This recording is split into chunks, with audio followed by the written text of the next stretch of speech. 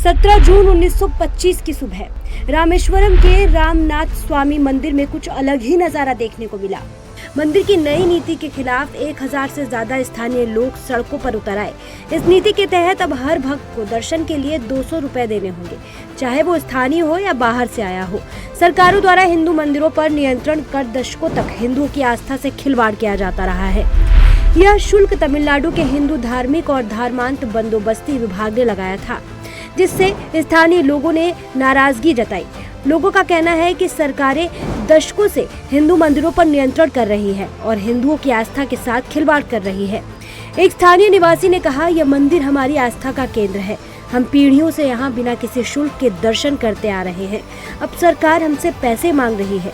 यह हमारी आस्था का अपमान है। हिंदू मंदिरों पर सरकारी नियंत्रण की ऐतिहासिक जड़ें।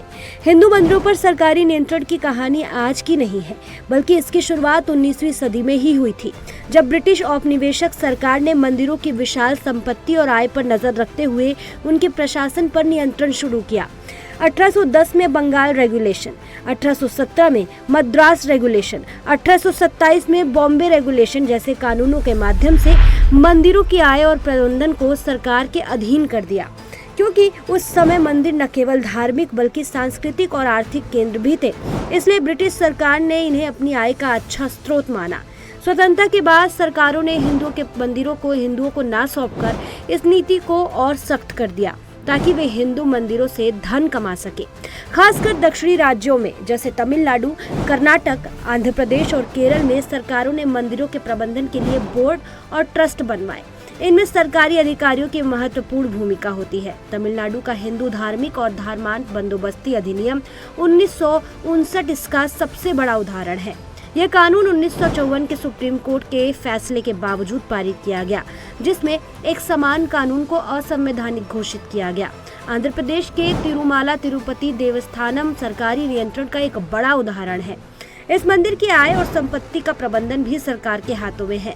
तमिलनाडु में HRNC विभाग 4.78 लाख एकड़ मंदिर भूमि और हजारों मंदिरों को नियंत्रण करता है, जहां से सरकार को बड़ी मात्रा में राजस्व प्राप्त होता है। लेकिन मंदिर से प्राप्त धन का उपयोग मंदिरों और भक्तों पर नहीं किया जाता है।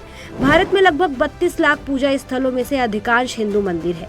केवल 10 राज्यों की सरकारें 1.1 लाख से अधिक मंदिरों को नियंत्रित करती है। तमिलनाडु में 4.78 लाख एकड़ मंदिर भूमि सरकार के नियंत्रण में है। वहीं कर्नाटक में 34,000 मंदिर सरकार चलाती है और केरल में 5 देवस्थानम बोर्ड 3058 मंदिरों का प्रबंधन करते हैं। मंदिरों के पुजारियों का कहना है कि जब मुस्लिम और ईसाई अपने धार्मिक स्थलों का प्रबंधन स्वयं करते हैं, तो हिंदू मंदिरों पर सरकार का नियंत्रण क्यों? यह हमारी धार्मिक स्वतंत्रता पर हमला है। मंदिरों को सरकारी नियंत्रण से मुक्त करने की मांग लंबे समय से ही हो रही है। सर्वप्रथम इसकी शुरुआत 1959 से शुरू हुई, जब राष्ट्रीय स्वयंसेवक संघ ने पहला प्रस्ताव पारित किया। 1970 के दशक में विश्व हिंदू परिषद ने भी इस मुद्दे को जोर शोर से उठाया। 2021 में VHP ने एक केंद्रीय कानून की मांग की, जो मंदिरों को सरकारी नियंत्रण से मुक्त करे। रामानाथ स्वामी मंदिर का प्रदर्शन अकेला नहीं था। 2023 में तिरुचेंदूर मंदिर, समयपुर के मरियम्मन मंदिर और गुजरात के डाकोर मंदिर में भी दर्शन शुल्क के खिलाफ प्रदर्शन हुए। 2025 में मैसूर के चामुंडी हिल्स में 2000 रुपए के विशेष दर्शन शुल्क के खिलाफ भी कर्नाटक सेना ने विरोध किया।